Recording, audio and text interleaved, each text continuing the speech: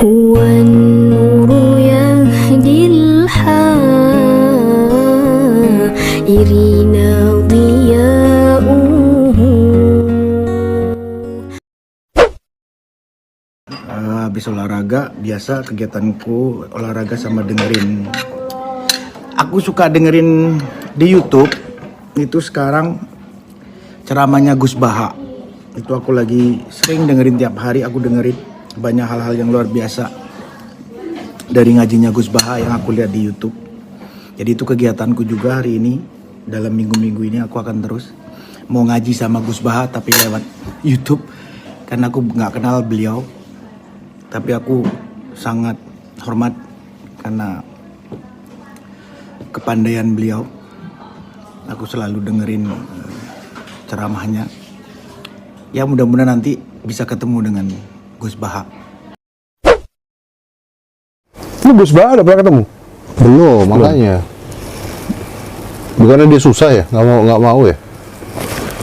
Ya dia memang nggak cari popularitas ya dia kan. Kalau mau ketemu ya ke sana, ke rumahnya. Tapi lu pernah ketemu? Belum. Tapi sebenarnya menurut gue Islam tuh simpel. Lu jalanin sholat, puasa, cukup ya, Pak Sofyan, cukup kan? Dan AirPod itu bukan hanya untuk dengerin musik loh. Gua kalau dengerin lu lagi ngomong, ya kan? Kadang-kadang kan lu ada tuh di acara mana ngomong, udah gitu dengerin Gus Baha, Cak Nun.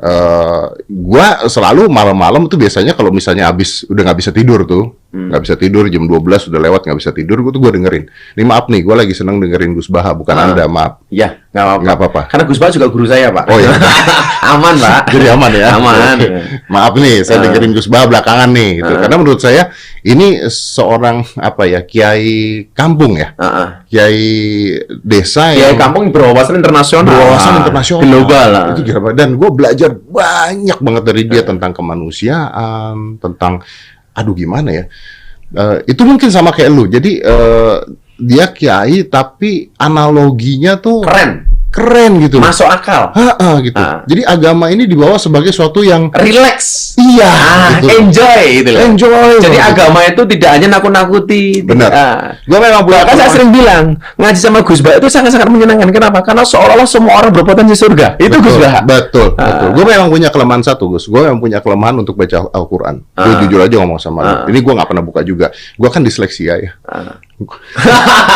Tapi kan dulu kita sempat belajar Iqra. Iya, itu ya gue baca bahasa Indonesia aja tuh kata-katanya kan bulak-balik gitu ya. Jadi gue tuh agak sulit sekali. Tapi gue dengerin itu di YouTube gitu ya. Gue dengerin cara gue belajar gue dengerin dari YouTube. Tapi yang memang saat ini yang gue paling senang dengerin itu adalah ketika para pemuka agama kita tuh lagi ngomongin tentang persatuan, lagi ngomongin. Gue pernah denger Gus Baha malah ngomongin tentang COVID.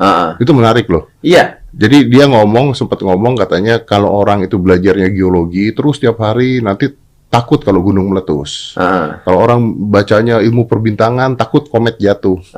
Kalau orang bacanya tentang berita COVID terus bisa matinya karena takut COVID gitu kan. Bukan karena COVID-nya, karena ketakutannya. Iya, habis dengar itu saya kena COVID. Berarti ada ketakutan dengan COVID ya, Pak ya? Ketakutan dengan COVID ya? Kena malah ya. Ya.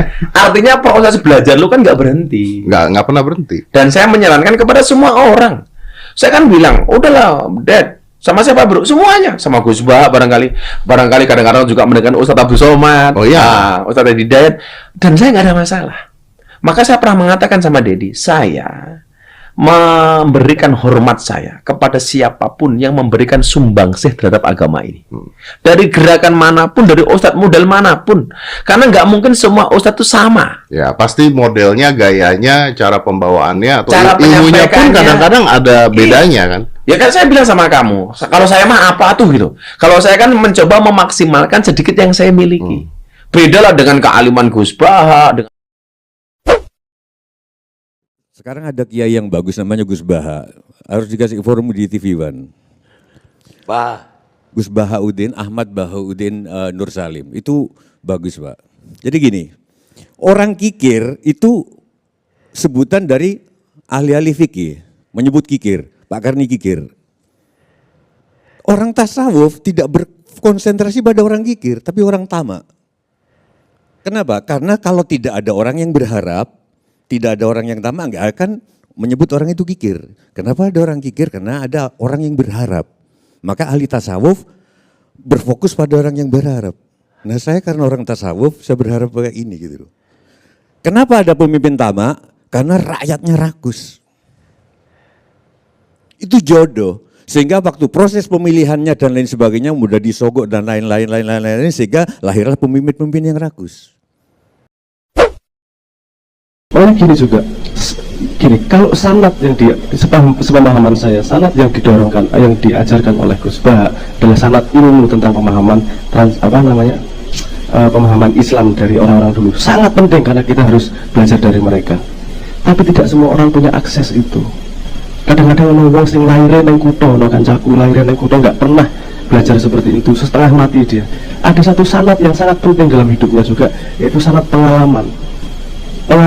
Semua pengalaman dalam hidupmu yang terjadi itu pasti atas izin Allah. Kalau Allah tidak mengizinkan, tidak mungkin kamu mengalami sesuatu. Itu yang Simbah ngomong tentang kedaulatan. Sanad pengalaman yang diberikan Tuhan jangan kau lupakan, karena pengalaman itu ilmu langsung dari Tuhan. Kalau kamu bisa menggali ilmunya di situ, semua konstruksi ilmu pasti ada aksiomanya. Aksioma itu dasarnya di mana.